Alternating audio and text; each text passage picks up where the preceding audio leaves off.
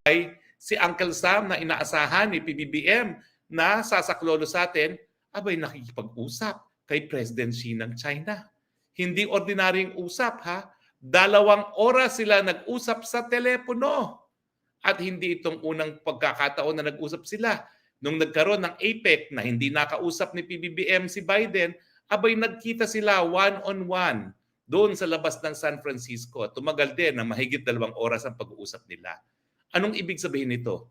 Habang nais ni PBBM at na kanyang mga advisors at mga senador na makipaggera sa China, ang Amerika na inaasahan nating makikipaggera para sa atin ay nakikipag-ayos ng relasyon sa China. Ano namang mensahe ang pinadadala dapat sa atin yan?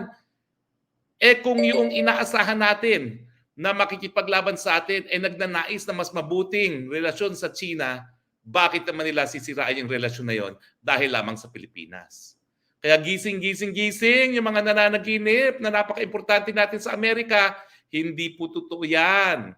Dahil kita nyo yung mga pinag-usapan nila magpapakita na talagang importante sa isa't isa ang Amerika at ang China. Well, ano bang pinag-usapan nila? Well, ako po, binasi ko lang sa official summary ng White House at sa official summary ng spokesperson ng China.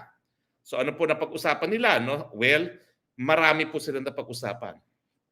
Una-una, fentanyl. Anti-narcotics cooperation. Kasi ang fentanyl, yan po ay addicting para sa sakit po yan. Pero yun nga po, no, karamihan na ma-manufacture sa China. So pinag-usapan nila paano masusupil yan. Yung military to military communication. O mantakin mo sila nakikipag-usap, military to military na hindi nagkakamali. Tayo, may ganyan din tayong arrangement, hindi naman ginagamit ni PBBM. O AI-related risks. At saka continuing efforts on climate change and people-to-people exchange. Ano ibig sabihin ng people-to-people exchange? Yung mga tao, closer interaction between the Chinese and the American people. Kasi syempre, ang mainit at mabuting pagkakaibigan sa panig ng mga bansa, dapat nagkakaibigan yung mga mamamayan. O ano pa? Nabanggit po ang South China Sea. Pero tignan nyo ang sabi ng White House. Biden emphasized the importance of maintaining peace and stability across the Taiwan Strait. So talagang ang gusto nila kapayapaan sa Taiwan Strait. Anong sinabi tungkol sa South China Sea? And the rule of law and freedom of navigation in the South China Sea. Ano ibig sabihin yan? Rule of law and freedom of navigation. Alam niyo ang sagot ng China dyan. Well, pinag-usapan nga yan, ang sinagot ng China sa kanilang Ayungin Shoal at yung iba pang pinag-aagawan na isla. Samantalang ang Amerikano, hindi nila sinabi na we will protect the territory of the Philippines. Sinasabi lang nila, rule of law. Siguro ibig sabihin yun, yung pagbabawal sa gamit ng dahas, at saka freedom of navigation. Ang gusto lang nila, walang magiging hadlang sa paglalayag ng mga barko na nagdadala ng langis at iba pang mga kalakal galing sa Middle East papunta ng Amerika. Bokya na naman tayo kung akalain ninyo na makikipaggera ang China dahil sa inaangkin nating teritoryo. Hindi, malinaw.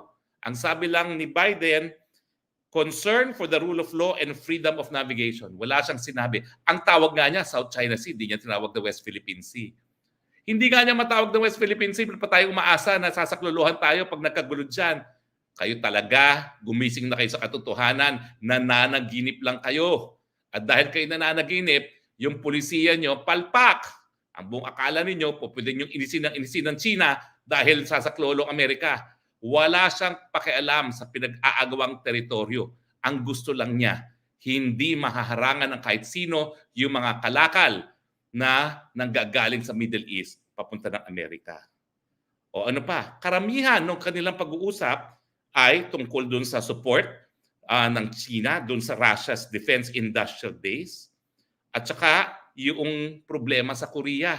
Kasi nga, yung Korea na yan, nuclear arms ang pinag-uusapan. At hanggang ngayon, wala pang solusyon. Naalala nyo noon si Trump, ginamit pang emissary itong si President Duterte dati para makipag-usap doon sa leader ng North Korea. O tapos ayan, yung nagrereklamang Amerika kasi talo na siya sa kapitalismo na sila nag-imbento. Nagrereklamo sila na napakadaming pinoproduce ng China, lalong-lalo na doon sa mga renewable energy, yung mga solar panels na pinagbabawalan na ngayon pumasok ng Amerika. Eh siyempre, labag yan doon sa rules ng World Trade Organization na dapat hindi binibigyan ng hadlang ang kalakalan. Bawal yung paggagamit ng taripa para malimitahan ang kalakalan. No? So, pero yan ang concern ng Amerika dahil natalo na sila ng China pagdating sa renewable energy. At saka, itong Amerika kasi, hinaharangan yung pag-export ng high-tech technology sa China dahil ayaw nilang kinokopya. Ang sabi naman ng China, hindi sila papayag niyan dahil may karapatan talaga sila mag-develop ng high-tech industry nila dahil yan ay kabahagi ng kanilang kalapatan na maging isang developed country. Okay?